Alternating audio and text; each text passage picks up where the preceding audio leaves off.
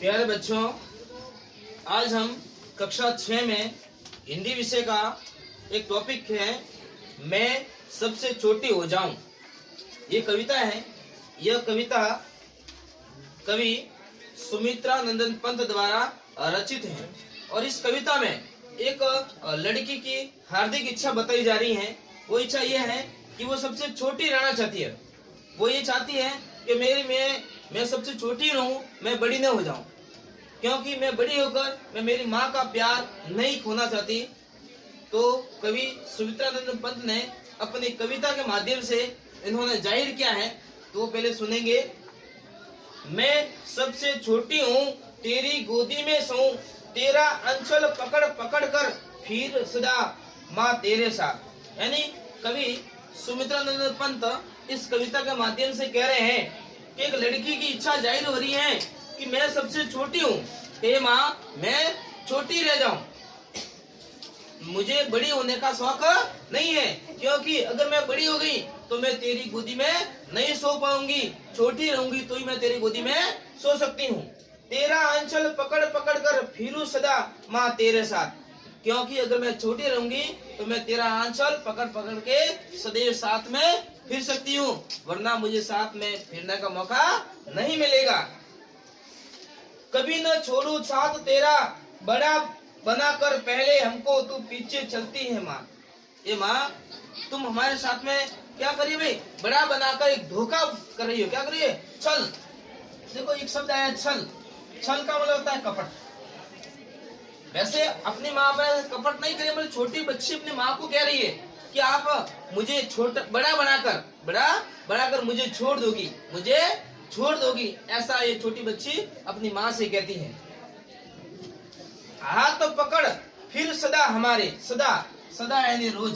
सदा का मतलब क्या होता है? रोज कहो चाहे रोजाना कहो।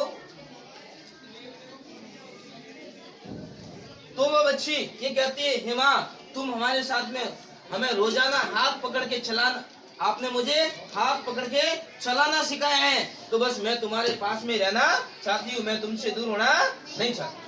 अपने कर से खिलाकर, एक शब्द है कर। कर का मतलब होता है हाथ। कर का मतलब होता है हाथ। कर का मतलब क्या होता है? हाथ। अपने कर से खिला धुला मुख, यानी आप मुझे अपने हाथों से खिलाती हो, आपने मुझे अपने हाथों से खिलाना सिखाया है। धुला मुख, अपने मेरे मुंह को आपने ही धोया है। धूल पोंछ सज्जित कर गात, धूल जो मेरे शरीर पे मिट्टी चिपी है उनको पोंछ कर मेरे शरीर को सज्जित किया है, मेरे शरीर को सजाया है। गात एक शब्द है गात। गात का मतलब होता है शरीर, काया भी कह सकते हैं इनको। यानी माँ मेरी काया को आपने ही सुधारा है।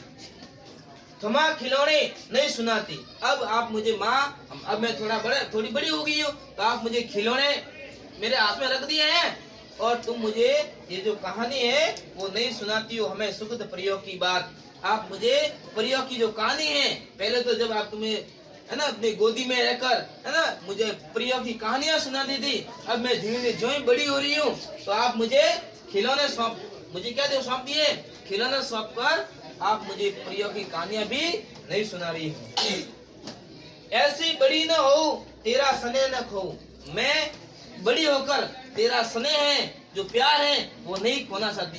तो एक शब्द आया स्नेह। क्या शब्द आया? स्नेह। स्नेह का मतलब होता है बड़ों का छोटों के प्रति, बड़ों का छोटों के प्रति जो प्यार होता है या प्रेम होता है उसको बोलते हैं स्नेह। बड़ों का छोटों के प्रति या माँ बाप का बच्चों के प्रति जो प्यार होता है उसको क्या बोलते हैं? स्नेह बोलते हैं।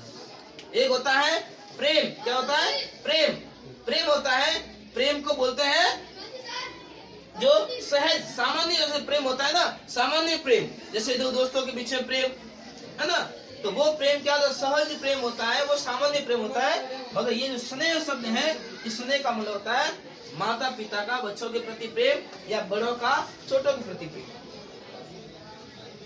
मैं तेरा स्नेह न खो, मैं बड़ी होकर तुम्हारा जो प्रेम है वो नहीं खोना चाहती। तेरे अंचल की छाया में छिपी रहूं निष्प्रिय, बिना डर के निर्भय, है ना, मैं तुम्हारे छाया में ऐसे सोती रहूं, निर्भय यानी बिना डर के मैं तुम्हारे अंचल में सोती रहूं, इसलिए निर्भय यानी बिना झिझक के, बिना डर के निर्भय, एक शब्द है निर्भय, निर्भय है ना, निर्भय का होता है बिना डर के, क्या होता है बिना डर के। तो ये शब्द बना है निर प्लस भय, निर प्लस भय। तो इसमें निर है, वो निर क्या है उपसर्ग है, निर क्या है उपसर्ग है बेटा। उस पर उपसर्ग किसको बोलता है, किसी शब्द के वे शब्दांश जो किसी मूल शब्द के आगे जुड़कर उसके अर्थ में परिवर्तन कर देते हैं उन्हें उपसर्ग कहते हैं। क्या कहते हैं, उपसर्ग कहते हैं। तो हे माँ मैं निडर, मैं तुम्हारे आंचल में छिपी रही हूँ और निडर होके तुम्हें कह सकूं, ए माँ मुझे ये खिलता हुआ या उगता हुआ चंद्रमा तो दिखा दे, उगता हुआ चंद्रमा तो दिखा दे। एक शब्द है चंद्रोदय, क्या शब्द है चंद्रोदय, चंद्रोदय यानी चंद्रमा का उदय। क्या होता है चंद्रमा का उदय। तो चंद्रमा का उदय, चंद्रोदय, चंद्र प्लस उदय, इसमें संधि आई है चंद्र प्लस उदय, चंद्र प्लस उदय, इसमें गुण संधि है। कौन सी संधि है, गुण संधि। कौन सी संधि है, गुण संधि। तो देखिए इस कविता का थोड़ा सारांश सुन लीजिए। कवि सुमित्रानंद पंत इस कविता के माध्यम से यह कह रही हैं कि मैं सबसे छोटी हूँ, मैं सबसे छोटी हूँ। यानी एक लड़की होती है अपनी माँ से कहती है, अपनी माँ से कहती है हे माँ मैं सदैव छोटा ही रहना चाहती हूँ, मुझे बड़ी होने का शौक नहीं है। अगर मैं बड़ी हो गई, अगर मैं बड़ी हो गई तो माँ तुम मुझे छोड़ के चली जाओगी। मैं बड़ी होकर तुम्हारे इस प्रेम को, तुम्हारे स्नेह को नहीं खोना चाहती हूँ। धन्यवाद।